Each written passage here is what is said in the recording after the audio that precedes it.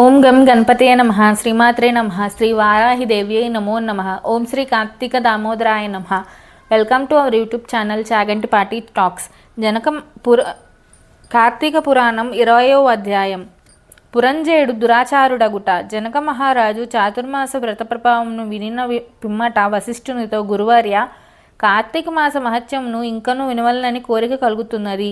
ఈ వ్రత మహత్యమును ఇంకేం విశేషములు గలవా అను సంశయం కూడా కలుగుచున్నది. ఈ నా సంశయ నివారణ కొరకు మరిన్ని ఉదాహరణలు వినిపించి నన్ను కృతార్థని చేయడని అనెను.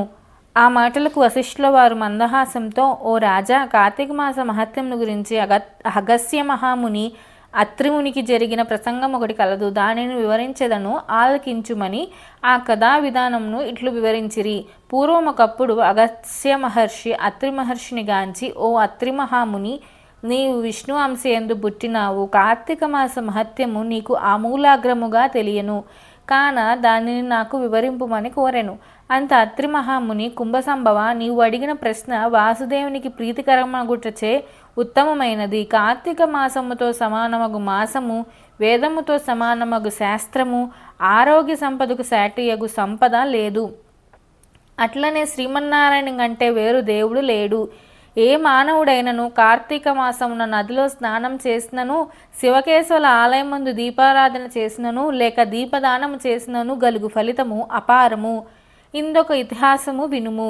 త్రేతాయుగమున పురంజేయుడను సూర్యవంశపు రాజు అయోధ్యానగరమును రాజధానిగా చేసుకుని రాజ్యం ఏలుచుండెను.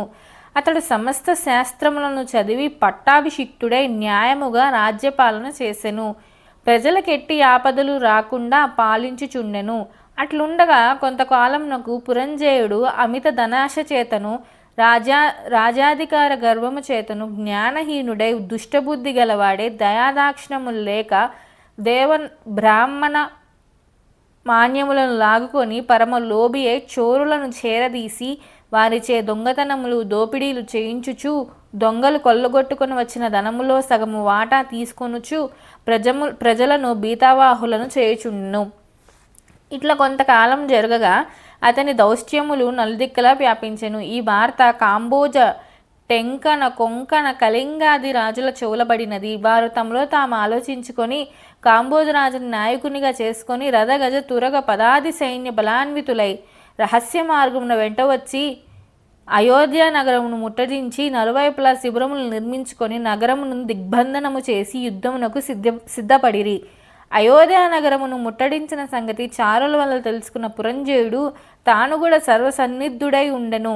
అయినను ఎదుటి పక్షం వారు అధిక బలాన్వితులుగా ఉండుట వలన తాను బలహీనుడిగా ఉండుట విచారించి ఏమాత్రము భీతి చెందక శాస్త్ర సమన్వితమైన రథమెక్కి సైన్యాధిపతులను పురిగొల్పి చతురంగ బల సమేతమైన సైన్యముతో యుద్ధ సన్నిధుడై వారిని ఎదుర్కొని బేరీ మ్రోగించి సింహనాదం గావించుచు మేఘములు గర్జించినట్లు హూంకరించి శత్రు సైన్యములమై బడెను. 20వ అధ్యాయము 20వ రోజు పారాయణము సమాప్తం. Please subscribe our channel. Thank you.